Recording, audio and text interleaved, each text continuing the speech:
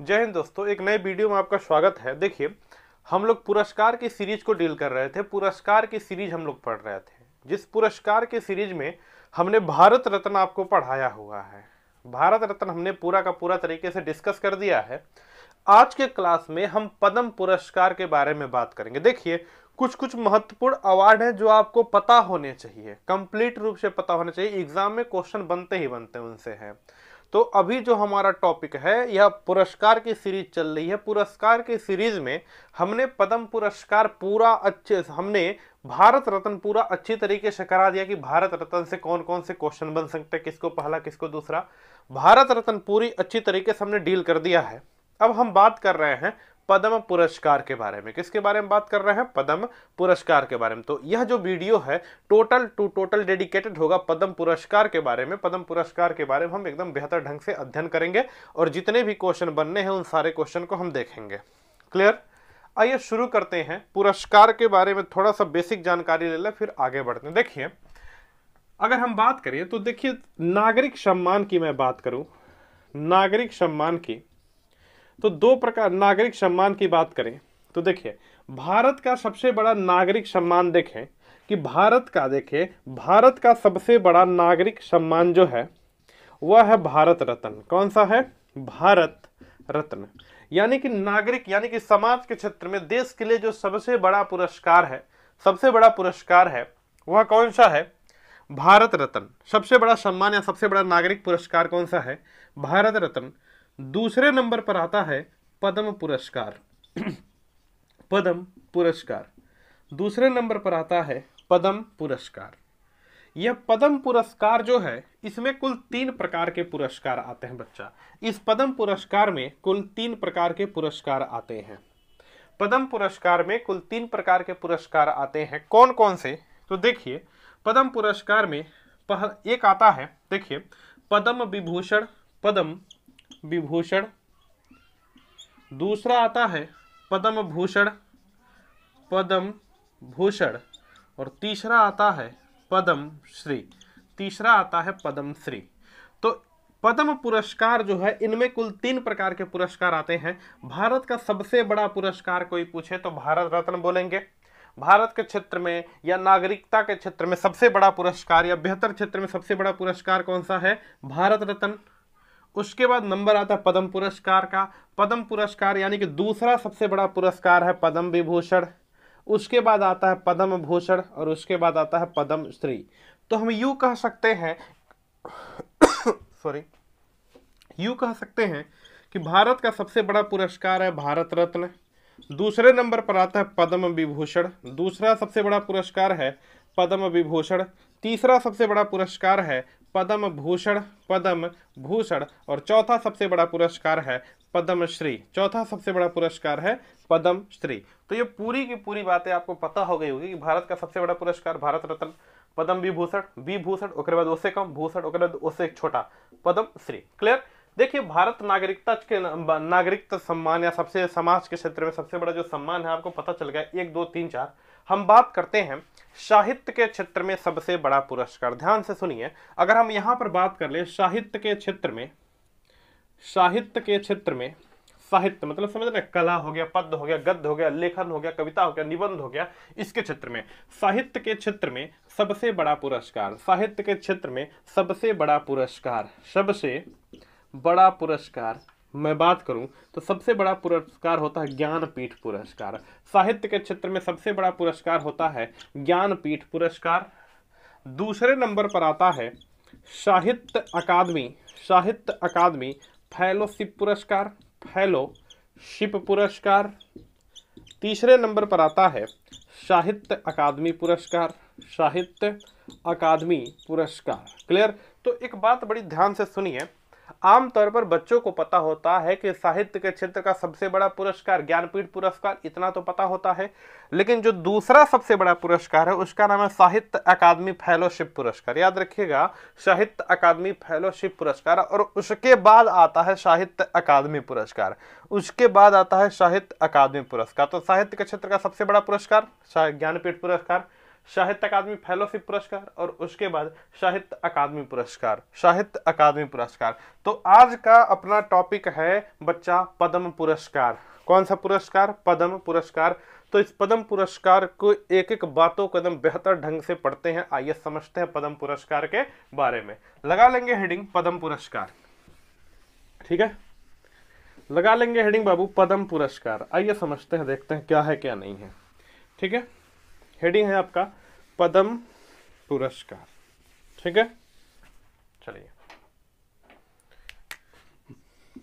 पद्म पुरस्कार, ठीक है, ध्यान से समझिए।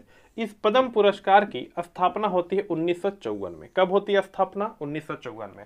पद्म पुरस्कार की स्थापना होती है 1954 में। इस पद्म पुरस्कार के अंतर्गत कुल 3 प्रकार के पुरस्कार हैं। कुल 3 पुरस्कार इसके अंतर्गत आते हैं। कुल 3 प्रकार के पुरस्कार इसके अंतर्गत आते हैं।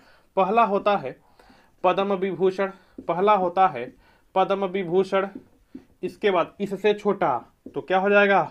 पद्म, अक्षरियों में छोटा हो जाएगा भूषण। इसके बाद इससे छोटा, अक्षरियों में छोटा हो जाएगा पद्म श्री। तो सबसे बड़ा पद्म पुरस्कार में सबसे बड़ा पद्म विभूषण, पद्म भूषण, पद्म श्री, यह आते हैं। क्लियर? देखिए, जो भी पद्म पुरस्कार होते हैं, जो भी पद्म पुरस्कार होते हैं, यह 26 जनवरी को दिए जाते हैं। 26 जनवरी को दिए जाते हैं। और किसके द्वारा दिए जाते हैं? राष्ट्रपति के द्वारा। किसके द्वारा दिए जाते हैं? राष्ट्रपति के द्वारा यह पद्म पुरस्कार दिए जाते हैं। प्रत्येक वर्ष 26 जनवरी को दिए जाते हैं। प्रत्येक वर्ष 26 जनवरी को दिए जाते हैं। और किसके द्वारा दिए जाते हैं? राष्ट्रपति के द्वारा यह पुरस्कार दिए जाते हैं, ठीक है। प्रत्येक वर्ष 26 जनवरी को यह पुरस्कार किसके द्वारा दिए जाते हैं? राष्ट्रपति के द्वारा। लेकिन 4 साल ऐसा रहा जिनमें पद्म पुरस्कार वितरित ही नहीं हुए। 4 साल ऐसा रहा जिसमें पद्म पुरस्कार वितरित ही नहीं हुए। वह कौन सा था? 1978, 1978, 1979, 1993 और 1997। यह 4 साल ऐसे रहे जिनमें पद्म पुरस्कार नहीं बांटे गए, जिनमें पद्म पुरस्कार नहीं बांटे गए। बच्चा ये बात एकदम डायरेक्ट याद रखिए। देखिए, यह 4 साल ऐसे रहे जिनमें पद्म पुरस्कार नहीं बांटे गए। याद रखिएगा, 78, 97, 78, 79, 93, 97, 78, 79, 83, 93, 97, 78, 79, 93, 97, 78, 79, 83, 97। यह 4 साल ऐसा है जिनमें पद्म पुरस्कार वितरित नहीं हुए। 78, 7, 7, 79, 93, 97, 93, 97। यह 4 साल में यह पद्म पुरस्कार वितरित नहीं। पद्म पुरस्कार की स्थापना होती है 1954 में। 3 प्रकार के पुरस्कार इसके अंतर्गत आते हैं। प्रत्येक साल 26 जनवरी को राष्ट्रपति के द्वारा दिया जाता है। प्रत्येक साल 26 जनवरी को राष्ट्रपति के द्वारा दिया जाता है। सबसे बड़ा पुरस्कार है भारत रत्न, दूसरे नंबर पर पद्म विभूषण, तीसरे नंबर पर पद्म भूषण, चौथे नंबर पर पद्म श्री, ठीक है। अब हम जो बात करेंगे बाबू, यह पद्म पुरस्कार की बात करेंगे। थोड़ा सा इसके बारे में आपने समझ लिया, थोड़ा सा इसके बारे में समझ लिया। अब जो हम बात करेंगे पद्म पुरस्कार का, वह पद्म पुरस्कार 2022 पढ़ेंगे, क्योंकि 26 जनवरी को मिला होगा, क्योंकि हर साल 26 जनवरी को मिल रहा है। तो 26 जनवरी 2022 को जो पद्म पुरस्कार मिला है उसकी बात करेंगे। तो अब प्यारा सा हेडिंग लगाएंगे पद्म पुरस्कार 2022। पद्म पुरस्कार 2022 लिख लेंगे। पद्म पुरस्कार 2022 अच्छी तरीके से लिख लेंगे। पद्म पुरस्कार 2022 हेडिंग लगा लीजिए, पद्म पुरस्कार 2022। पद्म पुरस्कार 2022 ध्यान से समझिए। पद्म पुरस्कार 2022 में कुल 128 पुरस्कार बांटे गए। कुल 128 पुरस्कार वितरित हुए। कुल 128 पुरस्कार वितरित हुए, जिनमें 4 जो है यह पद्म विभूषण है, 4 जो है यह पद्म विभूषण है, 4 जो है पद्म विभूषण, 17 जो है यह पद्म भूषण, 17 जो है यह पद्म भूषण। और उसके बाद 107 पुरस्कार जो है वह है पद्मश्री। वह कौन सा है? पद्मश्री। आइए समझ लेते हैं। पद्म पुरस्कार टोटल सबको मिलाकर हम बोलते हैं पद्म पुरस्कार। पद्म पुरस्कार 128 पुरस्कार बांटे गए। इस 128 पुरस्कार में 4 जो है वह है पद्म विभूषण, 17 जो है वह है पद्म भूषण, 107 जो है वह कौन सा है? पद्म श्री। तो ध्यान से एक बात यहीं से मैं क्लियर कर दूं, ध्यान से सुनिएगा। पद्म पुरस्कार 2021 में पद्म विभूषण 7 लोगों को दिया गया, लेकिन 2022 में पद्म विभूषण केवल कितने लोगों को दिया गया? 4 लोगों को। इस बात को याद रखिएगा कि 2022 में कुल 128 पद्म पुरस्कार बांटे गए। इस 128 पुरस्कार सबको मिलाकर 128 पुरस्कार, 128 में 4 जो केवल था वह था पद्म विभूषण। क्या था? 4 पद्म विभूषण। 2022 का डेटा है बच्चा। 17 जो था वह है विभूषण से नीचे क्या आता है, पद्म, एक कम कर दीजिए, पद्म भूषण, उसके बाद एक कम कर दे, उसके बाद क्या हो जाएगा, 107 जो बचा हुआ क्या हो गया, पद्म श्री, पद्म श्री। लेकिन यहीं पर आप नोट करके एक बात लिखना चाहें तो लिख लेंगे कि 2022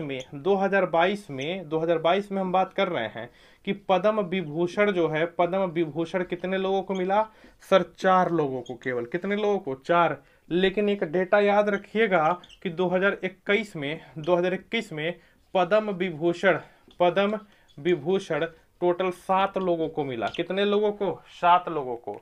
तो अगर पेपर 22 का पूछे तो 22 का आंसर दीजिएगा, 21 का पूछे तो 21 का आंसर दीजिएगा। नहीं तो पता चले पूछ रहा है 21 का, आप लगाइए 22 का, और जब पूछे 22 का तो ठोक कराइए 21 का, तो पेपर वाला आपको भी ठोक देगा। क्लियर? आइए समझिए, थोड़ी बहुत बातें आपको क्लियर हो गई होगी कि पद्म पुरस्कार टोटल 2022 में 128 पुरस्कार वितरित हुए। 128 में से 4 है पद्म विभूषण, 17 है पद्म भूषण और 107 है पद्मश्री। 107 क्या है, पद्मश्री। इतनी बातें क्लियर हो तो बताइए, इतनी बातें क्लियर है तो बताइए यस सर बोलिए। क्लियर है ना? ठीक है। एक बात और विशेष रूप से याद रखेंगे, इसमें एक बात और विशेष रूप से याद रखेंगे कि जो 128 पुरस्कार वितरित हुए हैं, 128 पद्म पुरस्कार वितरित हुए हैं, इनमें 34 महिलाएं हैं, इनमें 34 महिला है, 10 विदेशी मूल के व्यक्ति हैं, 10 विदेशी मूल के व्यक्ति हैं और बाकी 13 लोगों को मरणोपरांत दिया गया। मरणोपरांत दिया गया, 13 लोगों को क्या दिया गया, मरणोपरांत दिया गया। यानी कि जो 128 पुरस्कार वितरित हुए हैं उनमें महिलाओं की संख्या कितनी है, 34, 10 विदेशी मूल के व्यक्ति हैं और 13 लोगों को मरणोपरांत दिया गया। 13 लोगों को क्या देगा, मरणोपरांत, मतलब मर गए थे, मरने के बाद यह 13 लोगों को दिया गया। बोलो यस सर, समझ आया कि नहीं आया? 13 लोगों को मरणोपरांत दिया गया, यस सर ना? चीजें क्लियर है? 13 लोगों को मरणोपरांत दिया गया, इस बात को याद रखिए। ठीक है। देखिए एक बात हमें बताइए, आप बताइए, क्या मरणोपरांत देना जरूरी है? मरणोपरांत देने का क्या मतलब है? व्यक्ति जिंदा रहे तो जिंदा व्यक्ति को दे दीजिए, कोई खराबी होगी क्या? इस सिस्टम को थोड़ा सा चेंज करना चाहिए। आपका विचार क्या है बताइए कि मरणोपरांत व्यक्ति को देने से बढ़िया मरने के बाद वो व्यक्ति आ रहा है, क्या देखने को हमें क्या मिला? जिंदा था, जिंदगी पूरा लगा दिया देश की सेवा के लिए, समाज की सेवा के लिए, साहित्य के लिए लगा दिया, कला के लिए लगा दिया, कोई पुरस्कार नहीं। मरने के बाद देने का क्या मतलब है भाई? उसके समाधि पर ले जाकर पुरस्कार रखेंगे। तो थोड़ा सा तो इसको सिस्टम को चेंज होना चाहिए कि जब तक जिंदा है तो जिंदा ही पुरस्कार दे दो, मरने का इंतजार क्यों कर रहे हैं भाई? अरे हाँ कहीं ना। चलिए खैर, हमें पढ़ना है तो पढ़ना पड़ेगा ही।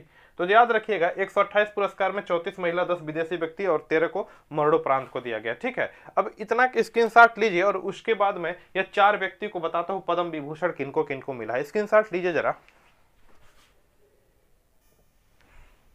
चलिए आगे बढ़ते हैं। देखिए पद्म विभूषण की बात कर लेते हैं। आपको मेन रूप से याद रखना है बाबू, अगर 2021 बोले तो 2021 में कुल 7 लोगों को मिला है और 2022 में पद्म विभूषण 4 लोगों को मिला। भारत रत्न के जस्ट बाद सबसे बड़ा पुरस्कार होता है पद्म विभूषण, याद रखिएगा इसको। तो हम बात कर लेते हैं 2022 का। पद्म विभूषण 2022 कितने लोगों को मिला सर? 4 लोगों को। कितने लोगों को? 4 लोगों को। 2021 वाला कितने लोगों को? 7 लोगों को। तो हम 22 का बात कर लेते हैं। देखिए किनको किनको मिला, ध्यान से सुनिए, सारे के सारे एकदम फेमस नाम हैं, सब के सब एकदम फेमस नाम है। ध्यान से देखिए। देखिए सबसे पहली महिला है, क्या नाम है? प्रभा आत्रे। क्या नाम है? प्रभा आत्रे। प्रभा आत्रे जी को मिला। फिर राधेश्याम खेमका जी को मिला, प्रभा आत्रे को मिला, राधेश्याम खेमका जी को मिला, बिपिन रावत को मिला, बिपिन रावत जी को मिला और साथ ही साथ कल्याण सिंह को मिला। साथ ही साथ किसको मिला? कल्याण सिंह को। कल्याण सिंह, बिपिन रावत, राधेश्याम खेमका और प्रभा आत्रे। ठीक है। यहां से आइए समझते हैं। देखिए प्रभा आत्रे की बात करते हैं तो प्रभा आत्रे एक महिला है। प्रभा आत्रे क्या है? एक महिला, और इनका जन्म हुआ है महाराष्ट्र में। इनका जन्म कहां पर हुआ है? महाराष्ट्र में। याद रखेंगे इस बात को, इनका जन्म कहां पर हुआ? महाराष्ट्र में। प्रभा आत्रे को मिला है कला और साहित्य के क्षेत्र में। आप इंटरनेट पर इनकी कला और साहित्य देख सकते हैं, इंटरनेट पर कला और साहित्य देख सकते हैं। प्रभा आत्रे को मिला है कला और साहित्य के क्षेत्र में। कला और साहित्य के क्षेत्र में इनको नोबल नोबल नहीं, कला और साहित्य के क्षेत्र में क्या मिला है इनको? पद्म विभूषण। ठीक है। दूसरे व्यक्ति देखिए राधे श्याम खेमका, राधे श्याम खेमका जी जो हैं इनको मिला है साहित्य के क्षेत्र में। इनको किसमें मिला है? राधे श्याम खेमका जी को मिला है साहित्य के क्षेत्र में, परंतु मरने के बाद, मतलब मरणोपरांत, मरने के बाद मरणोपरांत मिला है। क्या मिला है? मरणोपरांत। राधे श्याम खेमका जी को साहित्य के क्षेत्र में मिला है, मरणोपरांत मिला है। क्या मिला है? मरणोपरांत। यह कहाँ के हैं? तो इनका जन्म हुआ था बिहार के मुंगेर जिला में, बिहार के मुंगेर जिला में इनका जन्म हुआ था। इस बात को याद रखिएगा, कई बार यह पूछ लेता है कि इनका जन्म कहां पर हुआ था, तो बिहार में एक जिला पड़ता मुंगेर, उस मुंगेर जिला में इनका क्या हुआ था? जन्म हुआ था। किनका? राधे श्याम खेमका जी का, राधे श्याम खेमका जी का। मरणोपरांत मिला, साहित्य के क्षेत्र में इनको दिया गया, साहित्य के क्षेत्र में इनको दिया गया। और एक विशेष बात याद रखेंगे कि 1982 गीता प्रेस से, 1982 में गीता प्रेस से एक पत्रिका निकलती थी जिसका नाम था कल्याण पत्रिका। क्या नाम था? कल्याण पत्रिका। इस कल्याण पत्रिका के संपादक भी रहे हैं 1982 में।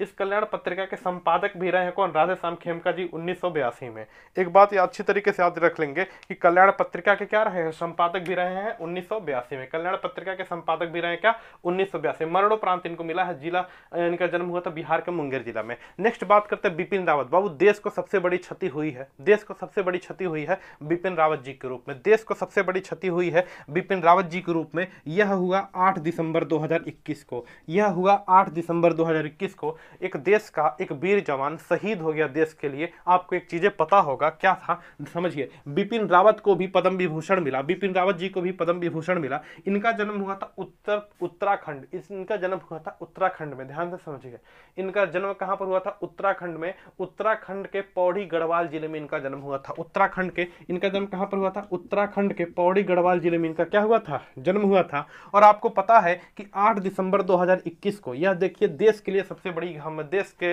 एक कह सकते हैं कि देश ने अपना एक अनमोल रत्न खो दिया। क्या खो दिया? 8 दिसंबर 2021 को, 8 दिसंबर 2021 को तमिलनाडु के कुन्नूर में इनकी क्या हो गई? हेलीकॉप्टर क्रैश दुर्घटना में इनकी मृत्यु हो गई। तमिलनाडु के कुन्नूर में हेलीकॉप्टर क्रैश दुर्घटना में इनकी क्या हो गई? मृत्यु। अरे बोलो बोलो हाँ की ना? ठीक है, क्या नाम है? 8 दिसंबर 2021 को, 8 दिसंबर 2021 को बिपिन रावत जी का, जो भारत के पहले सीडीएस 2016 से 2019 तक सीडीएस के रूप में काम किए, 8 दिसंबर 2021 को तमिलनाडु में एक जगह पड़ता कुन्नूर। इस कुन्नूर में क्या हुआ था? इस कुन्नूर में क्या हुआ बाबू कि हेलीकॉप्टर क्रैश होने की वजह से इनकी मृत्यु के खराब मौसम के कारण खराब मौसम में ही उड़ान भरा गया और हेलीकॉप्टर दुर्घटना में इनकी क्या हो गई? मृत्यु हो गई। और देश को एक बड़ी क्षति हुई। देश को क्या हुई? एक बड़ी क्षति हुई। नेक्स्ट है कल्याण सिंह। इनका तो भैया अलग खिला है, इनका अलग खेला है। देखिए कल्याण सिंह को भी क्या मिला? पद्म विभूषण मिला। इनको भी क्या मिला? पद्म विभूषण मिला। याद रखेंगे पद्म विभूषण। इनका जन्म हुआ था अलीगढ़ में। इनको भी मरणोपरांत। केवल यही जीवित है, बाकी सबके सब क्या है? मरणोपरांत। बाकी 3 के 3 क्या है? मरणोपरांत। कल्याण सिंह का जन्म हुआ था उत्तर प्रदेश के अलीगढ़ जिला में। उत्तर प्रदेश के अलीगढ़ जिला में इनका जन्म हुआ था। और याद रखेंगे 1991 और 1997 में उत्तर प्रदेश के सीएम रहे। 1991 और 1997 में उत्तर प्रदेश के क्या रहे? सीएम। अब यहां से जरा ध्यान से बात सुनेंगे, स्पष्ट रूप से सुनेंगे, समझिए।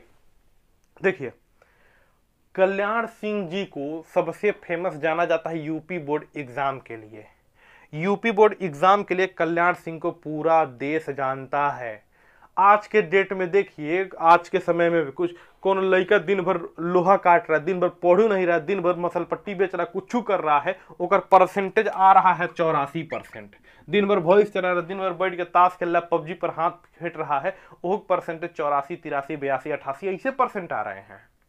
कल्याण सिंह के जमाना में जो व्यक्ति अपने मन से हाई स्कूल केवल पास कर लेता था, अपने मन से केवल हाई स्कूल पास कर लेता था, वो बहुत बड़ा महारत हासिल करता था। अरे हाई स्कूल अगर 3rd डिवीजन इसमें पास हो जाता था तो अपने आप में बहुत बड़ा महारत हासिल करता था कल्याण सिंह जी के जमाना में। पता होगा आपको, है ना पता होगा तो अपने पापा अपने भैया से पूछेगा, वो लोग बताएंगे क्या स्थिति थी कल्याण सिंह के जमाना में, है ना। आज के डेट में दिन भर घूम रहा है, रोडे पे खेल रहा है, पबजी खेल रहा है, कोनो खेल खेल रहा है, और खेलने के बाद पता चल रहा है कि हाई स्कूल का रिजल्ट है 82%। सोचिए, कल्याण सिंह का जमाना गजब था बाबू, है ना। तो 1991 और 1997 में उत्तर प्रदेश के सीएम रहे, यूपी के सीएम रहे। एक बात इसी में एक घटना हुई थी, आपको याद होगा, शायद ना याद हो तो भी कोई बात नहीं। इसी में एक घटना हुई थी इसी में एक घटना हुई थी बाबरी मस्जिद विध्वंस का। बाबरी मस्जिद जो अयोध्या वाली है, बाबरी मस्जिद विध्वंस कराया गया। बाबरी मस्जिद विध्वंस की घटना हुई जिसके वजह से 6 दिसंबर 1992 को इसे यूपी सीएम पद से इस्तीफा देना पड़ा। इन्हें यूपी के सीएम पद से इस्तीफा देना पड़ा। ध्यान से समझिए, इन्हीं के समय काल में क्या हुई थी, बाबरी मस्जिद विध्वंस हुआ और इस वजह से 6 दिसंबर 1992, क्योंकि 1991 में उत्तर प्रदेश के सीएम बने, 1991 में उत्तर प्रदेश के सीएम के रूप में जाना गया। और 6 दिसंबर 1992 में इस बाबरी मस्जिद विध्वंस के कारण इनको सीएम के पद से इस्तीफा देना पड़ा। तो पूरी बातें हैं, आप पूरी बातें देख लीजिए। पद्म विभूषण किसको किसको मिल गया, अच्छी तरीके से देख सकते हैं। बिपिन रावत जी का जगह याद रखिएगा, जगह उत्तराखंड, और इनका भी जगह याद रखिएगा अलीगढ़। कहाँ पे, अलीगढ़ में, है ना। हो सकता है पेपर में यूपीपी का अगर पेपर हो तो यूपीपी के पेपर में कल्याण सिंह का पूछ दे, पूरा का पूरा पूछ दे, तो इनको याद रख लेंगे आप, क्या दिक्कत है ना। अब बात कर लेते हैं पद्म विभूषण का, उसके बाद याद कर लेंगे पद्मश्री का। हो गया हमारा चैप्टर कंप्लीट। लिख लेंगे हेडिंग पद्म विभूषण, स्क्रीनशॉट ले लीजिए इसका। चलिए ध्यान से देखिए, हमने पद्म विभूषण को बढ़िया से डिस्कस कर लिया। पद्म विभूषण 2022 में टोटल 4 लोगों को मिला है, इतना बातें पता है। लेकिन 2021 पूछे थे कितने लोग को बताएंगे, 7 लोगों को। 2022 की हम बात कर रहे हैं, टोटल का टोटल डेटा देखिए। यह भी डेटा किसका है, 2022 का। बात कर लेते हैं पद्म भूषण कितने लोगों को, सर 17 लोगों को। इतना तो पता है, पद्म भूषण कितने लोगों को, 17 लोगों को। और पद्मश्री कितने लोगों को, 107 लोगों को। ठीक है, चलिए। तो क्या पहले एक बात बताइए, क्या 17 के 17 नाम हम याद कर पाएंगे? करना संभव है? बिल्कुल नहीं है भाई, याद करना संभव ही नहीं है। 17 के 17 नाम आप याद नहीं कर पाएंगे। तो हम बात कर लेते हैं, जो इंपॉर्टेंट है उनकी बात कर लेते हैं। इनफैक्ट प्रश्न भी आपसे इतना पूछा जाएगा कि किसको पद्म विभूषण मिला, विभूषण से अतिरिक्त कोई प्रश्न नहीं आता है पेपर में। लेकिन याद कर लीजिए, टॉपिक का हिस्सा है तो पढ़ना तो पड़ेगा। ये बात कर लेते हैं पद्म भूषण टोटल कितने लोगों को मिला, सर 17 लोगों को। नंबर याद रखिएगा, नंबर। पद्म भूषण कितने लोगों को, 17 लोगों को। नाम याद रखिए, 17 का 17 नाम नहीं है, कुछ 8 से 10 नाम याद करना, बस उतना बहुत है। ठीक है। पहले व्यक्ति हैं गुलाम नबी आजाद। यह याद रखिएगा, 2014 से 21 तक राज्यसभा में विपक्ष के नेता के रूप में थे।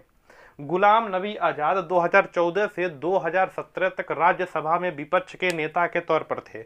2014 से 2017 तक 2014 से 2021 तक राज्यसभा में विपक्ष के नेता के तौर पर थे। बुद्धेश्वर भट्टाचार्य जी को मिला है पद्म विभूषण। ये पश्चिम बंगाल के सीएम थे। पश्चिम बंगाल जो पड़ता है, इसके पूर्व सीएम कौन थे, बुद्धेश्वर भट्टाचार्य को मिला है पश्चिम बंगाल के क्या थे, सीएम। ठीक है, आगे बात करते हैं मधुर जाफरी एक अभिनेत्री हैं और इनको भी मिला है पद्म विभूषण। मधुर जाफरी एक अभिनेत्री हैं, इनको मिला है पद्म विभूषण। आगे बात कर लेते हैं देवेंद्र झाझरिया खिलाड़ी हैं भाला फेंक में इनको मिला है पद्म विभूषण। देवेंद्र झाझरिया भाला फेंक में इनको क्या मिला है, पद्म विभूषण। अच्छा ध्यान से एक बात सुनिए, पेपर में फंसा सकता है। नीरज चोपड़ा को पद्म पुरस्कार मिला है लेकिन पद्मश्री मिला है, इस बात को याद रखिएगा। नीरज चोपड़ा को भी भाला फेंक में पद्म पुरस्कार मिला है लेकिन उनको पद्मश्री मिला है नीरज चोपड़ा को। ना पद्म भूषण में घुसाइएगा ना पद्म विभूषण में। पद्म विभूषण 4 लोगों को और पद्म भूषण 17 लोगों को। 17 लोगों का नाम पूरा नहीं, बस इंपॉर्टेंट इन्हीं को पढ़ना है। देवेंद्र झाझरिया को भाला फेंक में मिला, इनको मिला है पद्म भूषण। अब यहां से तीनों के तीनों नाम या चारों के 4 नाम आपको पता होने चाहिए। देखिए राशिद खान की बात करें तो राशिद खान को आर्ट के रूप में, खिलाड़ी नहीं है भैया, एक कलाकार है। राशिद खान को आर्ट के रूप में मिला है क्या, पद्म भूषण। बात करते देखिए राजीव महर्षि, यहां से इंपॉर्टेंट है, राजीव महर्षि को भी मिला है पद्म भूषण। और राजीव महर्षि को जनता की सेवा, समाज सेवा या सिविल सर्विसेज के लिए मिला है। जनता के सेवा, समाज सेवा, सिविल सर्विसेज के लिए मिला है राजीव महर्षि को। सत्या नडेला, यह अब इसको तो देखिए तीनों के तीनों बात याद करना पड़ेगा। सत्या नडेला को भी मिला है पद्म भूषण। सुंदर पिचाई को भी मिला है पद्म भूषण। साइरस पूनावाले को भी मिला है पद्म भूषण। ठीक है, सत्या नडेला। अब इस पद्म भूषण से प्रश्न आया चाहे ना आए, जीके का प्रश्न यहां से बन सकता है। ध्यान से सुनिए, देखिए सत्या नडेला को मिला है पद्म भूषण, बोलो हाँ कि ना, सत्या नडेला को मिला है पद्म भूषण, सुंदर पिचाई को भी मिला है पद्म भूषण और साइरस पूनावाला को भी मिला है पद्म भूषण। सत्या नडेला की बात करें तो माइक्रोसॉफ्ट के सीईओ हैं, माइक्रोसॉफ्ट के सीईओ हैं सत्या नडेला, याद रखिएगा। सत्या ऐसे लिखेंगे, सत्या, सत्या मतलब सॉफ्ट, सत्या मतलब सॉफ्ट। माइक्रोसॉफ्ट के सीईओ हैं कौन? Satya Nadella.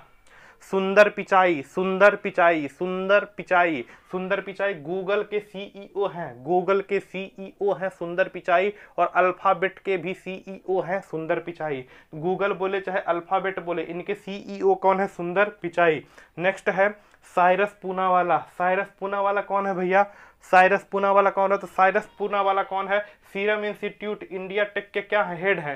Serum institute India take के क्या है? प्रमुख हैं। सीरम इंस्टीट्यूट, सीरम इंस्टीट्यूट, अरे भैया साइरस पूनावाला सीरम इंस्टीट्यूट के हेड हैं, और सीरम इंस्टीट्यूट साइरस पूनावाला, इन्होंने ही कोविड की वैक्सीन कोविशील्ड बनाई। नहीं दिख रहा होगा, यहाँ लिख देता हूँ, यही लिख देता हूँ, कोविशील्ड। इन्होंने ही क्या किया?